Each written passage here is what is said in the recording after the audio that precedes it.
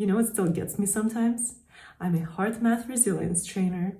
I have spent years learning how to regulate my overactive nervous system and my constantly running mind. And I do mindful drawing every day and I teach other people how to do it.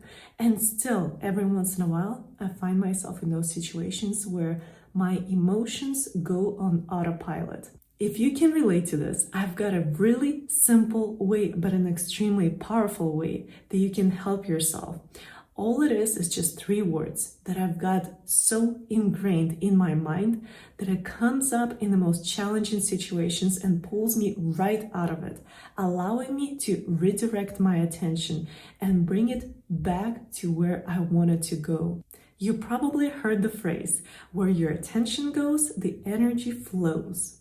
So I see our attention as the most valuable asset, more valuable than money, more valuable than time, because this has to do with our energy, our main reserve for this life. And if we don't practice navigating, directing our attention, then somebody else or something else will do it for us. So here are the 3 words. So let's say this circle is you, and you could be in the middle of a situation talking to somebody, or perhaps you're working on your computer and something came up, or maybe you're trying to fall asleep and you just don't seem to be able to because there are too many thoughts going on in your mind. So what is the first step? The first step is always you notice. You notice what's going on in your body, your emotions, and the stories that are replaying in your mind. So if you're in any kind of situation, if you're sitting at your desk working on a computer, all of a sudden you're noticing that you're slouching, you're noticing that your shoulders are carrying a lot of tension.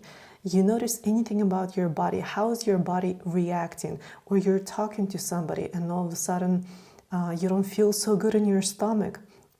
Notice that. Take a note on what's happening in your body, because your body will always show you a reaction to whatever you're dealing with.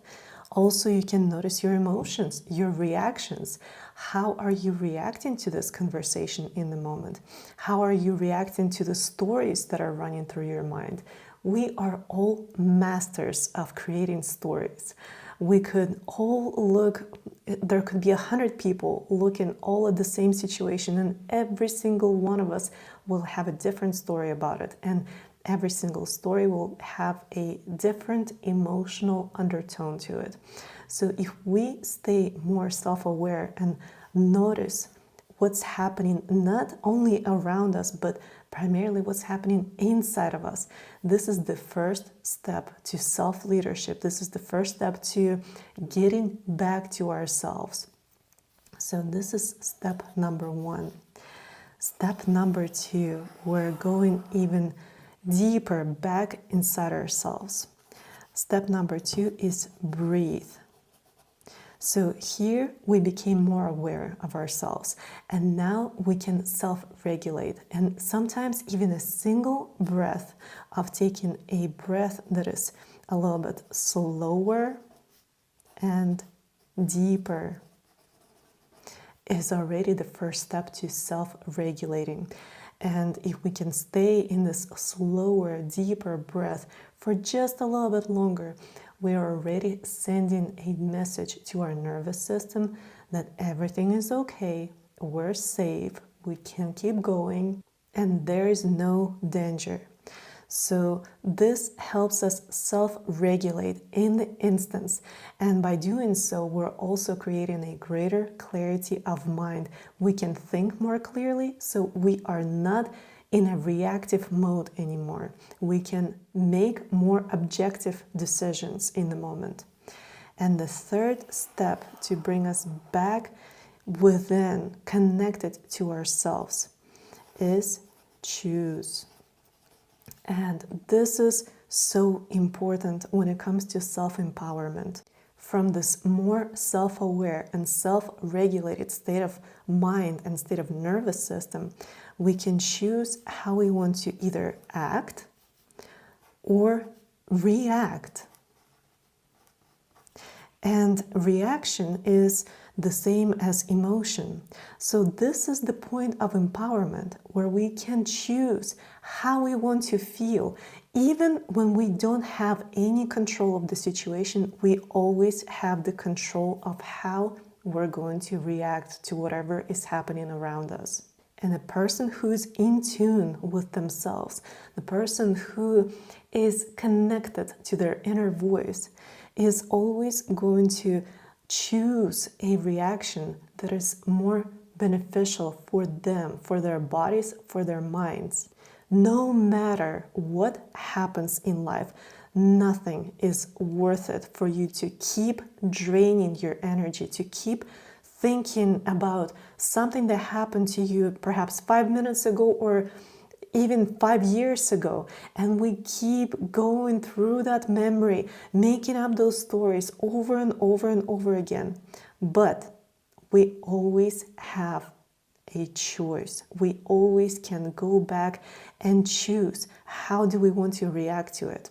And one of the most powerful things that I've learned for myself is when you don't have an option of how to act in the moment, but you want to react in a way that is better for your body, for your mind, always go for gratitude.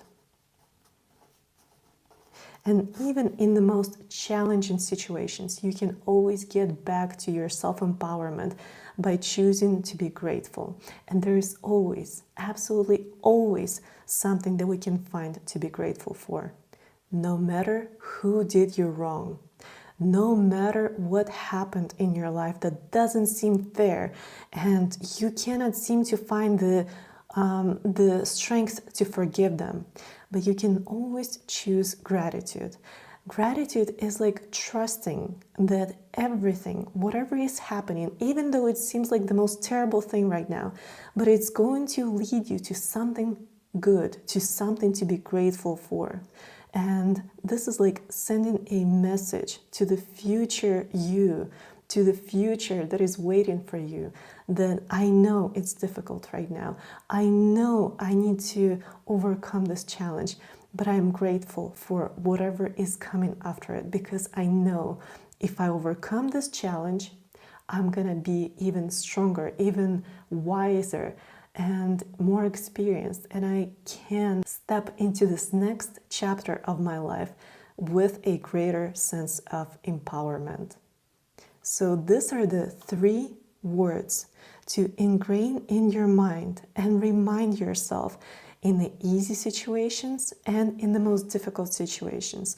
So even when you're simply working on a computer, begin to train your system. Notice what's happening with you. Switch to breathing slightly slower and deeper, and then choose, instead of being all frustrated about the email that you received or a project that is not going so well, how do I choose to be? Do I choose to be in frustration, or do I choose to be in gratitude? Because I know that through even those failures or through those obstacles that I'm going through right now, I am going to achieve something down the road. There is not a single person in this world who has not failed before they succeeded. Somehow in our human mind, we've got the idea that failing is bad, but every single successful person on the planet first had to learn how to go through obstacles, how to go through failures, and still stay connected to themselves. When you train your mind to keep coming back to these 3 words, notice, breathe, choose. Notice, breathe, choose. Notice, breathe, choose. Come back to those words. And then in those cases, when you develop this discipline of bringing yourself back to those 3 words, then when a challenging situation appears, when you have a difficult conversation with somebody, probably he shouldn't be smiling, he should be mad.